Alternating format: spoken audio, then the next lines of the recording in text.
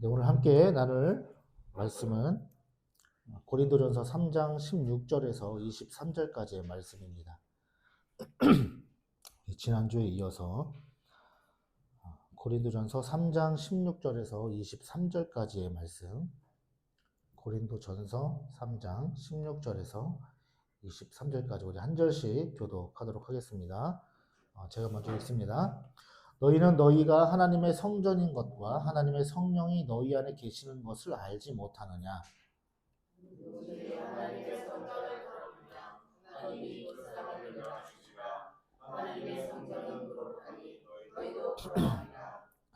아무도 자신을 속이지 말라. 너희 중에 누구든지 이 세상에서 지혜 있는 줄로 생각하거든 어리석은 자가 되라.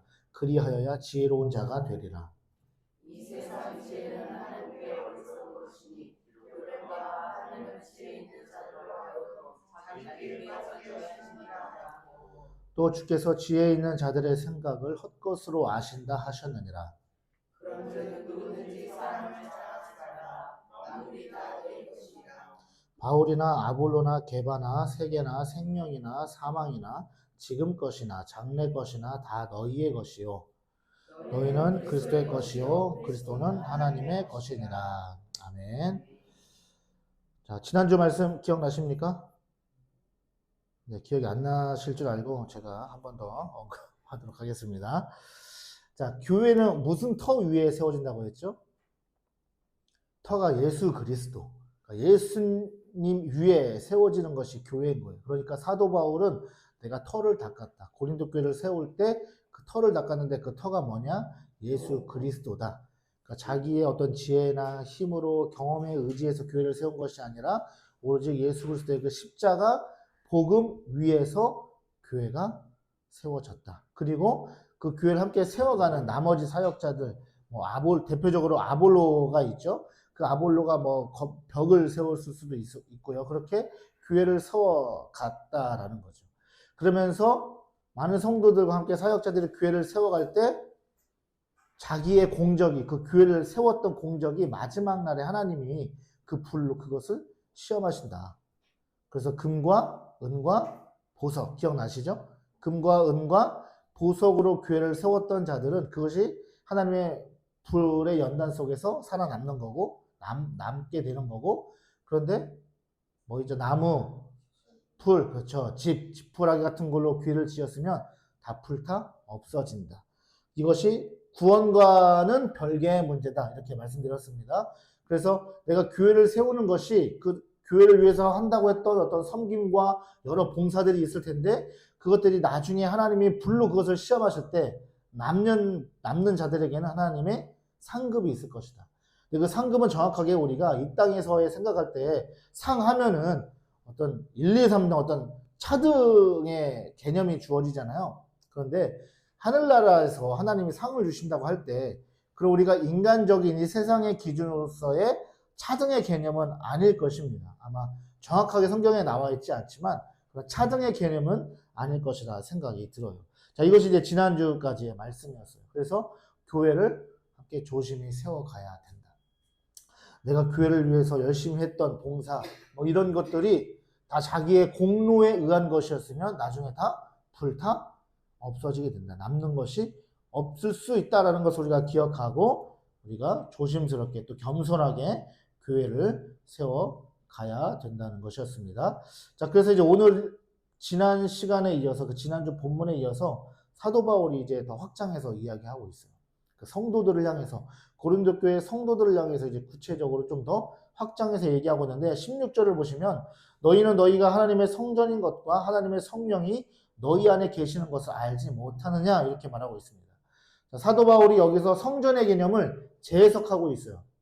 그러니까 16절과 17절은 우리가 교회론을 이해하는 데 있어서 사도 바울이 지금 교회를 이야기하고 있잖아요. 계속해서 그 교회론을 이해하는 데 있어서 매우 중요한 단서가 바로 오늘 16절에 나오는 성전이라고 하는 단어입니다.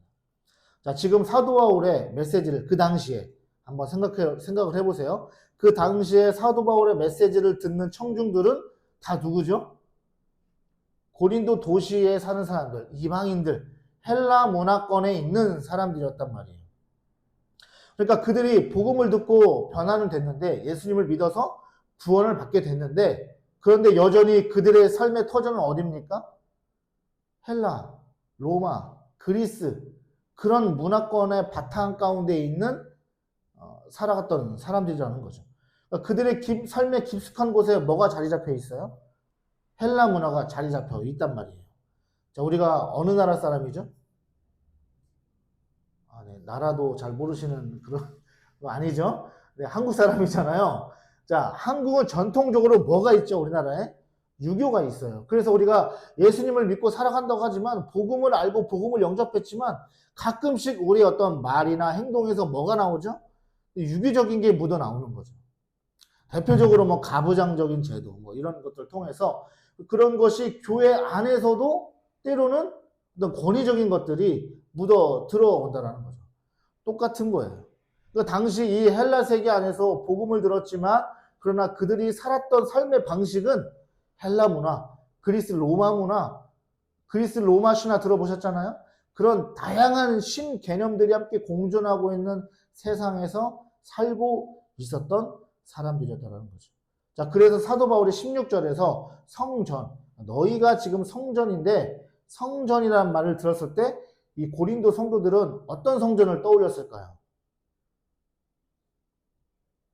예루살렘에 있는 성전이었을까요? 아니면 어떤 성전이었을까요? 그리스 로마에 있는 신전, 그럼 들어보셨죠? 뭐 아폴로 신전, 아테네 신전, 뭐 여러 가지 신전이 있습니다. 그런 신전들이 떠오를 수밖에 없는 거예요. 그러니까 우리는 지금 성경을 알고 있으니까 많이 배웠고 들었으니까 성전하면 예루살렘 성전이 떠오르지만 이 당시 고린도 교회 성도들한테는 그 그리스 로마 신전이 매우 익숙하기 때문에 그 신전의 모습의 그 형상이 머릿속에 떠올랐을 거란 말이에요. 왜냐하면 지금 사도 바울이 직접 눈앞에서 말하고 있는 것이 아니라 뭐죠? 서신, 편지를 통해서 고린도 교회 성도들이 사도 바울의 지금 말씀을 듣고 있는 거예요. 편지를 보면서. 그러니까 너희가 성전이라고 했을 때 그들의 이 마음과 생각에는 신전이 그냥 자연스럽게 떠올랐을 거다라는 거죠. 이 당시 헬라 세계에서요, 이 헬라인들에게 신전은 어떤 장소냐면 단순히 제사를 드리는 곳만은 아닙니다. 그 당시 문화가. 왜냐하면 이 신전이라는 자체가 헬라 세계에 있는 그 헬라인들의 어떤 가치관 그리고 정신을 담고 있기 때문에 그 신전 건축물이 주는 여러 가지 상징성들이 있어요. 거기에 종교가 있고 문화가 있고 예술이 있고 철학적인 것들이 있습니다. 그래서 그 고린도, 특히나 고린도 지역에는 신전이 있는데 덩그러니 언덕, 산 같은 언덕 위에 신전 하나만 딱 덩그러니 있는 것이 아니라 그 주위에 이 신전, 저 신전, 여러 신전이 있고 거기에 광장이 있고요. 그리고 거기에 극장이 있고요. 거기에 상점들이 있고요. 술집들이 있고요. 이런 곳이었어요. 그러니까 도심지의 한 중앙 같은 그런 곳이었단 말이죠. 그러니까 우리나라로 치면 절이 산속에 있잖아요. 옛날에. 절만 딱 덩그러니 있지만 그런 것이 아니라 이 고린도 지방에 있는 신전이 여러 개가 있고 그 외에 여러 가지 건물들, 그러니까 사람들이 많이 모여 있는 대표적인 장소였다라는 거죠. 그러니까 이 사람 저 사람 얼마나 많이 모였겠어요? 또 이 말 저 말 얼마나 많이 나왔겠어요? 그러니까 이 철학적인 사고를 자부하는 이 그리스 로마 헬라인들이 그곳에 모여서 뭐 하겠습니까? 정치적인 것들을 토론하고 그리고 철학적인 것들을 토론하고 논쟁하고 그리고 예술적인 것들을 담아내고 어떤 그런 문화가 일상이었다라는 거죠. 그리고 그리스 로마 신화를 보면 신들이 얼마나 많습니까? 신전 각각의 자기의 신을 모시는 그 신전들이 굉장히 많죠. 그래서 자기가 섬기는 신들이 다 다르고요. 또한 신전을 떠나서 많은 사람들이 자기가 존경하고 추구하고 쫓는 그런 철학가들이 다 다릅니다. 그렇기 때문에 이 헬라인들에게 있어서 이방인들에게 있어서 어떤 철학적인 사고방식을 가지고 나는 어떤 철학가를 따르고 나는 어떤 철학가를 좋아하고 그래서 그 서로 간에 자신들이 담고 있는 어떤 세계관 철학들을 논쟁하고 맞다 틀리다 옳고 그르다를 나누는 이런 삶이 아주 지극히 평범하고 일상적이었다라는 거예요. 그것이 교회 안으로 들어갔다. 이 말을 계속 지금 하고 있습니다. 자, 그래서 이 신전 주변에는요, 항상 이 토론이 넘쳐나는 그런 장소이기도 했다라는 거죠. 자, 그런 사람들에게, 그런 이방의 문화 가운데 있는 사람들에게 사도 바울이 뭐 했습니까? 복음을 전한 거죠. 예수 그리스도의 그 십자가의 복음을 전했는데 그것을 받아들인 후에도 여전히 그런 문화가 지금 나타나고 있다라는 거죠. 그런 삶의 저변 속에서 살고 있기 때문에 그런 문화들이 교회 공동체 안에 타고 들어오니까 여러분 문제가 발생할 수밖에 없는 거죠. 교회 안에 왜 문제가 발생합니까? 세상적인 것들이 자꾸 들어올 때 문제가 발생할 수가 있는 거죠.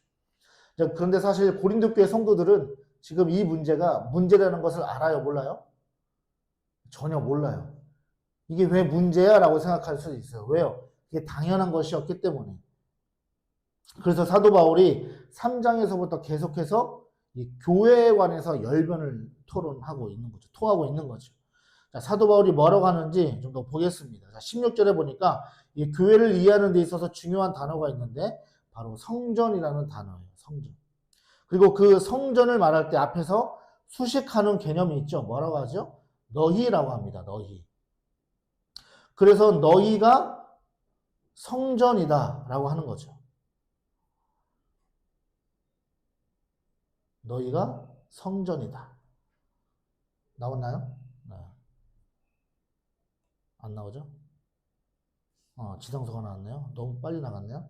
네, 너희는 성전이다.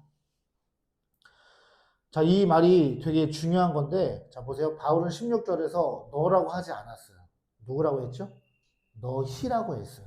그러니까 물론 각각 개개인이 하나님의 성전이 맞는데, 사도 바울의 지금 논점은 각 개개인이 아니라 교회 공동체를 향해 있어요.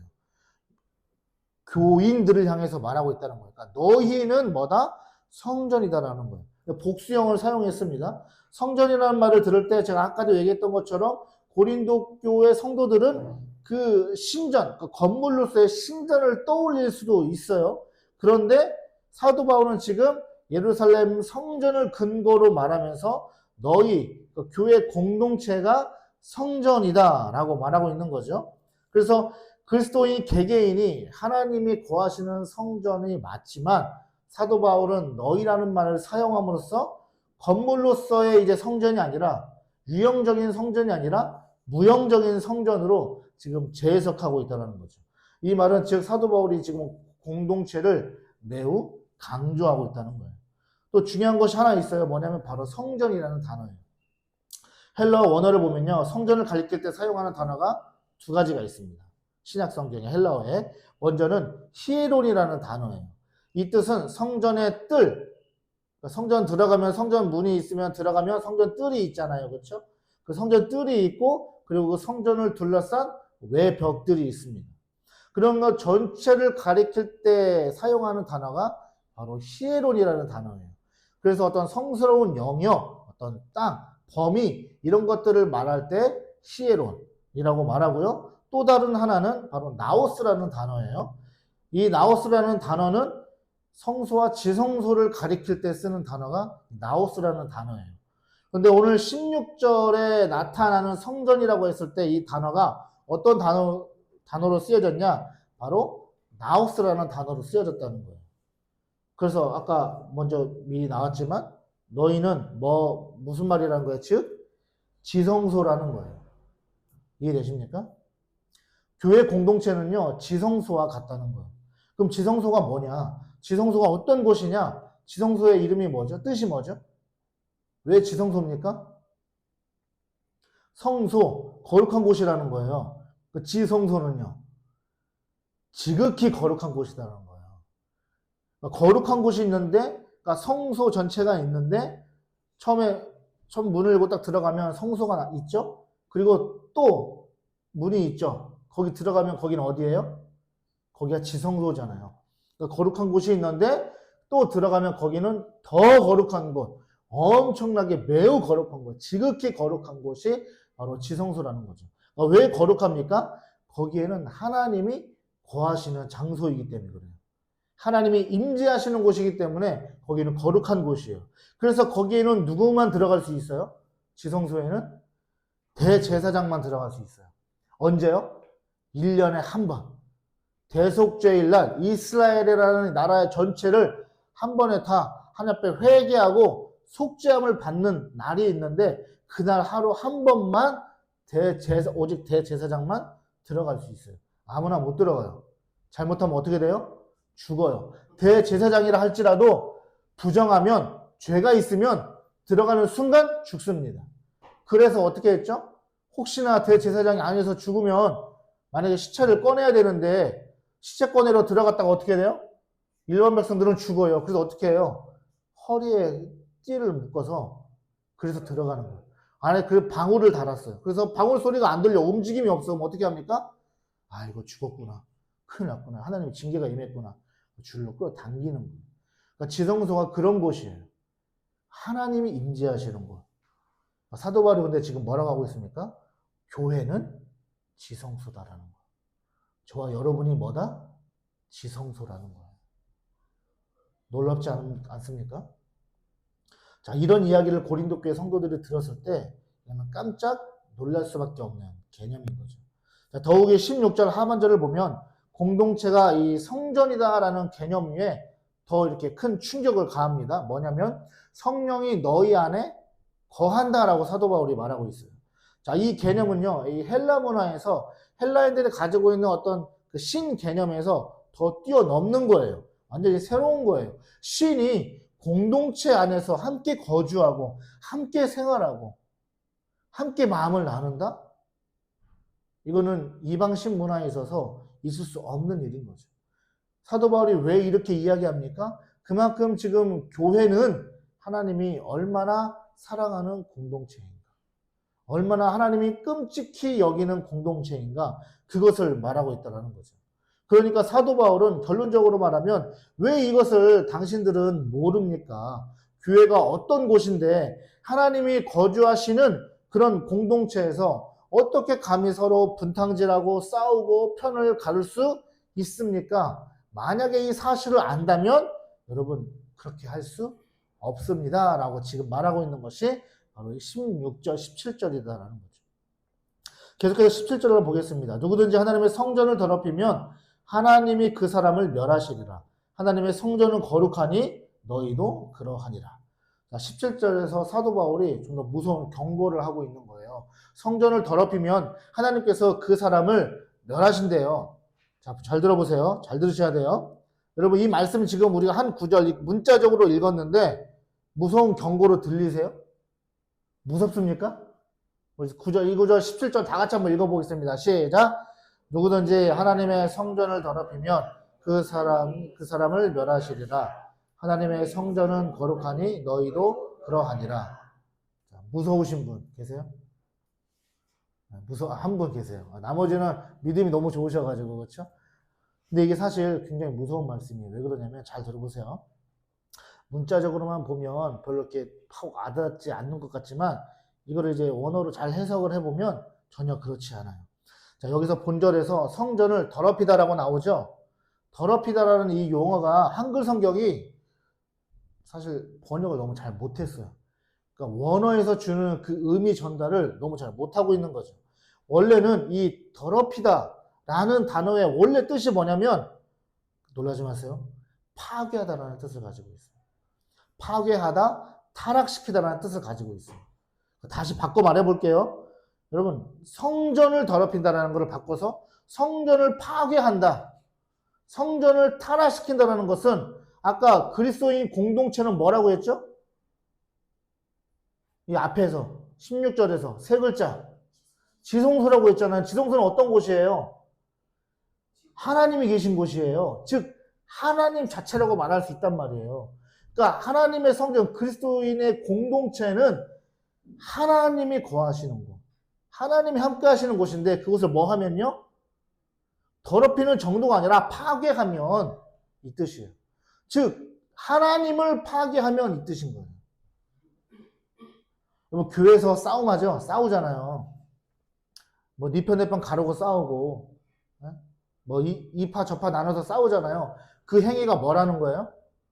하나님을 파괴하는 행동이라는 거예요. 하나님을 파괴하려고, 하나님을 부시려고 뭐 한다는 거예요? 계속 시도하는 행위라는 거예요. 무서우시죠? 그렇게 하면 하나님이 어떻게 하신다? 그렇게 하면 그를 파괴하신다는 뜻이에요. 그래서 이 말씀은요, 굉장히 무서운 말씀입니다. 교회에서 싸우면 돼요, 안 돼요? 여러분, 절대 안 돼요. 진짜 안 되는 거예요. 우리가 정신 차리고 신앙생활을 해야 돼요. 교회를 어떻게 세워가야 돼요? 앞에 본문에서 나왔던 것처럼 정말 진실되게 금과 은과 보석으로 세워가야 된다는 겁니다. 여러분은 오늘 이 말씀을 우리가 엄중하면서도 매우 무서운 경고의 말씀으로 우리가 새기길 소망합니다. 교회 공동체를 갈라지게 만들고 분열시키는 행위가 하나님을 파괴하려고 시도하는 일이라는 것을 깨닫는다면 우리는 감히 그렇게 하지 못할 거예요. 교회 분열을 일으키는 사람들은요, 진심으로 회개해야 되는 거예요. 그것은 하나님을 파괴하는 행동과 같기 때문이다라고 사도 바울이 말하고 있기 때문입니다. 저와 여러분도 이 말씀 앞에 겸손히 서길 소망합니다. 그 어떤 이유에서라도 우리 교회다운 교회는 분열의 중심에 있지 않기를 소망합니다. 우리는 성령의 인도함을 받는 교회 되기를 소망합니다. 모든 그리스도인들 또한 우리가 한국교회에 있는 분열의 영이 떠나가도록 우리가 기도하고 서로 연합하고 화합하고 정말 정신 차리고 신앙생활을 해야 될 줄 믿습니다. 그래서 교회를 세워간다는 것은요, 정말 매우 조심스러운 일인 것을 우리가 기억을 해야 됩니다. 여러분, 내가 교회라고 했잖아요. 교회 공동체가 교회라고 했고 성전이고 지성소라고 했잖아요. 여러분, 내 몸이 병들었을 때, 내 몸이 아플 때, 이상이 있을 때 아프잖아요. 큰 병이 들면 또 슬프잖아요. 사람이 자신의 몸을 얼마나 끔찍히 여깁니까? 그 병을 낫기 위해서 당연히 돈을 쓰고 병원을 가고 시간을 들이잖아요. 그렇다면 교회는요? 그리스도의 몸 아닙니까? 하나님이 거하시는 곳이라고 하지 않습니까? 교회가 진통을 겪고 있을 때, 분쟁이 있을 때, 분열이 일어날 때 하나님의 마음이 그렇다면 얼마나 아프겠냐라는 거예요. 하나님이 교회를 얼마나 끔찍히 여기시고 계시는지 우리는 느낄 수 있어야 된다는 거죠. 왜요? 예수 그리스도의 피값으로 사신 것이 바로 교회이기 때문입니다. 다시 한번 반복해서 말하지만, 그래서 성도는 교회를 끔찍히 사랑해야 하고요. 끔찍히 여겨야 하고요. 교회는 하나님이 거하시는 곳임을 기억해서 우리가 존귀하게, 우리가 거룩한 공동체로 세워 나가야 될 줄을 믿습니다. 어떤 이들은 교회 공동체를 별 대수롭지 않게 여깁니다. 교회 안 나가도 예수만 믿으면 되지, 신앙생활을 꼭 교회를 나가야 되나요? 라고 얘기하는 분들도 있어요. 그렇지만 그렇지 않습니다. 교회를 가지 않아도 신앙생활 할 수 있다고 말할 수 있는 분들이 있을지 모르겠지만, 여러분, 예수를 믿으면, 진짜 구원받으면 공동체를, 교회를 사랑할 수밖에 없는 거예요. 왜요? 그곳에 하나님이 계시기 때문에. 그곳을 하나님이 지성소라고 말하고 있기 때문에 그렇습니다. 그래서 하나님은 교회를 통해서 우리를 만나주시고 인도해 주신다는 거예요. 그래서 성도는, 믿음의 사람에게는 교회가 필요한 겁니다. 그래서 성도는 더욱 교회를 소중히 여겨야 되는 거죠.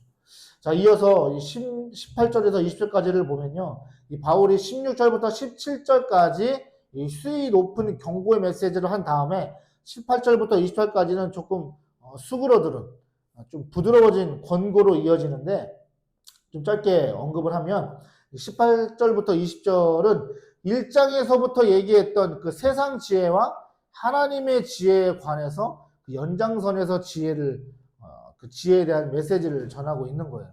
자, 지혜하면 우리가 계속 딱 떠올라야 돼요. 몇 번 얘기했습니다. 지혜하면 세상 지혜가 있고 하나님의 지혜가 있는데, 세상 지혜는 하나님이 어떻게 하신다? 멸하신다. 하나님의 지혜는 아무나 깨닫는 것이 아니다. 오직 성령의 은혜에 의해서 깨달아질 수 있다라고 계속해서 얘기하고 있습니다. 자, 그래서 사도 바울은 고린도 교회 안에서 분쟁질을 하는 사람들을 가리켜가지고 뭐라고 합니까? 자신을 속이는 자라고 말하고 있어요. 18절 보세요. 아무도 자신을 속이지 말라라고 되어 있잖아요. 이 누구를 대상으로 말하고 있냐면 이 분열을 일으키는 자들, 다툼을 일으키는 자들을 향해서 자신을 속이는 자다라고 말하고 있는 거예요. 자신을 속이는 자는 전형적인 자기 과시형 인간이라고 볼 수 있어요. 왜 그러냐면 자기가 분쟁의 중심에 있으면서 그 분쟁의 동기와 행위가 교회를 위한 것이라고 착각하는 사람이기 때문이라는 겁니다. 이런 생각들이 바로 하나님께서 폐하실 세상의 지혜다라는 거예요. 자, 우리는 이 구절을 통해서 나 스스로를 돌아볼 수 있어야 돼요. 교회를 위해서 일한다고 하지만 그 속에 나 자신의 욕심이 있을 수가 있습니다. 그런 자들을 향해서 사도 바울이 말하고 있는 거예요. 그런 마음을 숨기지 말라. 아닌 척하지 말라. 교회를 위해서 한 일이 지혜로운 일이었다고 자부하지 말라라고 하고 있는 겁니다. 자, 여기서 지혜 있는 줄이라는 단어가 나오잖아요. 헬러 원어가 현명한, 총명한 뜻을 가지고 있어요.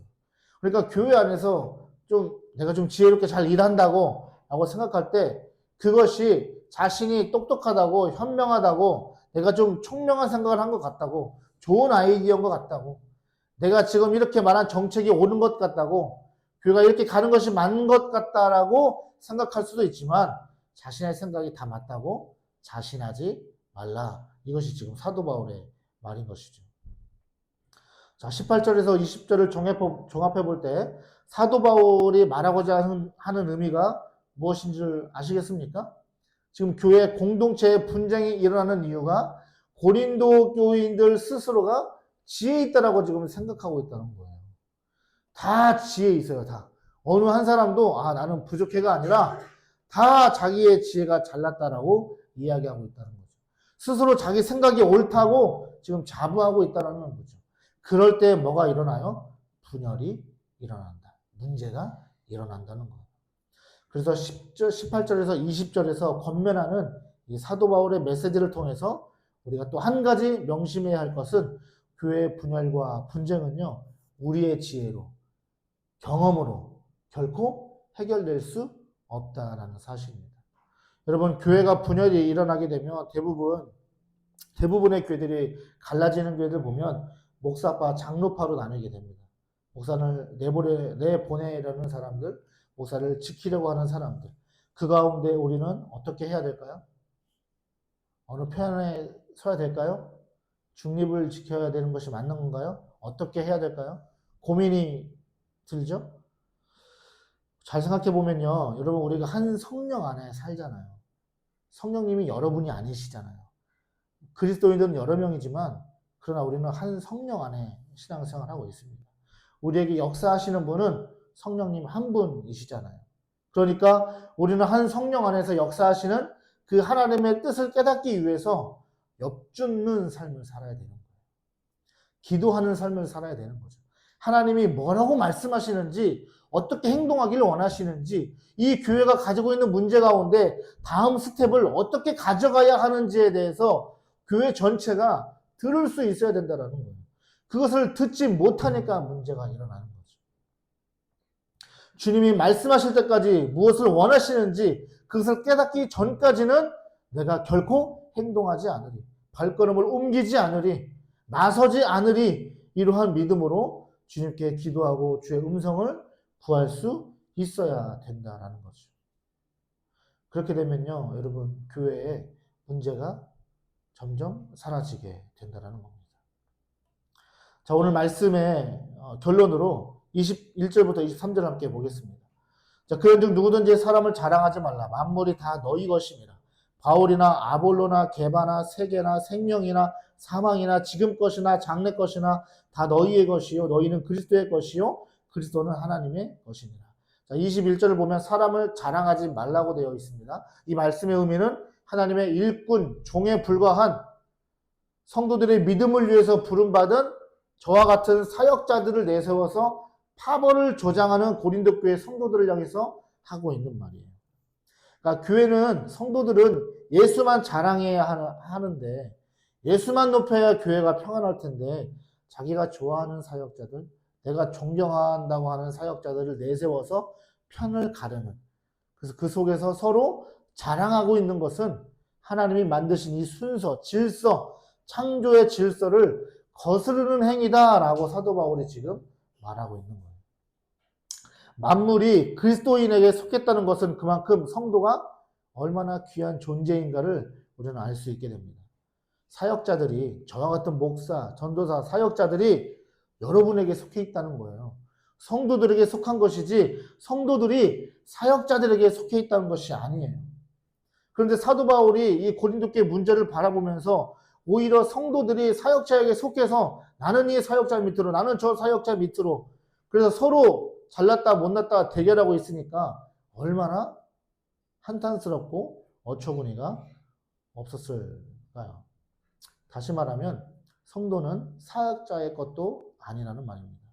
그리고 특정 사역자에게도 얽매이지 말라라는 것입니다. 더 나아가서 이 세상 일에도 얽매이지 말라는 거예요. 장래일이나 미래일이나 이것은 다 우리가 인간 세상에서 살아가면서 겪는 고민과 걱정, 미래에 대한 두려움들, 이런 모든 것들로부터도 얽매이지 말라라고 사도 바울이 말하고 있는 거예요. 자유롭게 살아가라. 그 이유는 모든 것들이 다 하나님 안에 있기 때문이다. 사역자나 이 세상 살아가는데 겪는 모든 억압, 고민, 걱정, 불안, 현재, 미래 모든 것이 다 예수님께 속해 있대요. 그리고 그 예수님이 누구에게 속했습니까? 하나님의 것이다 라고 사도 바울이 말하고 있는 거죠. 그러므로 예수 그리스도로 말미암아 죄의 종노릇하는 그러한 자유함, 죄의 종노릇하는 데서 자유함을 얻었는데 마치 다시 종노릇하려 하고 있으니까 그 죄의 유혹에서 빠져나오라. 사도 바울이 권면하고 있는 거죠. 여러분은요, 대단한 존재들입니다. 저 빼고 성도들은요, 대단한 존재들이에요. 하나님이 지금 그렇게 말씀하고 계신 거예요. 여러분들을 위해서 사역자를 보내신 거예요. 목사를 위해서 성도를 보내신 것이 아니라 성도를 위해서 하나님이 목사를 세웠다는 거예요. 그만큼 하나님이 여러분들을 끔찍히 여기신다. 그러니 서로 어떻게 해야 되겠어요? 교회 안에서 서로 사랑하는 것이 마땅한 거죠. 그래서 서로 절대 교만해져서는 안 됩니다. 교회 안에서 그 어느 누구도 어느 누구의 것이 아닙니다. 모두 다 하나님의 것임을 우리는 분명히 이해해야 합니다. 오늘 말씀을 종합해 볼 때 교회가 분열 가운데 있거나 문제가 있을 때 그 해결하는 방법이 무엇이겠습니까? 또한 교회를 건강하게 세울 수 있는 방법이 무엇이겠습니까? 교회 공동체는 지금 여러분들이 앉아있는 이 우리라고 하는 이 모임이 하나님의 지성소라는 사실을 반드시 기억해야 됩니다. 그 지성소를 허무는 행위는 결국 하나님을 허무는 행위라는 사실을 우리는 반드시 명심해야 합니다. 그리고 나의 지혜로, 나의 경험으로, 내가 옳다고 생각하는 신념으로 교회를 세우려 하다가 자칫 하나님 허물기를 시도하는 그런 행위가 될 수 있다는 것도 우리는 기억해야 합니다. 그래서 교회는 조심스럽게 세워가야 되는 거예요. 더불어 사역자의 위치, 저와 같은 자, 목사 같은 이런 사람들의 위치는요, 성도들이 자랑 삼는 자들이 아니라 오히려 반대로 모든 것들이 성도에게 속해 있고 성도는 예수께 속했으며 예수님은 하나님께 속했기에 성도의 특권을 올바르게 누려야 된다는 사실을 우리는 반드시 기억해야 될 줄 믿습니다. 오늘 이 말씀을 우리가 명심하면 우리 교회다운 교회는 하나님 앞에 건강하게 세워져 갈 것입니다. 기도하겠습니다.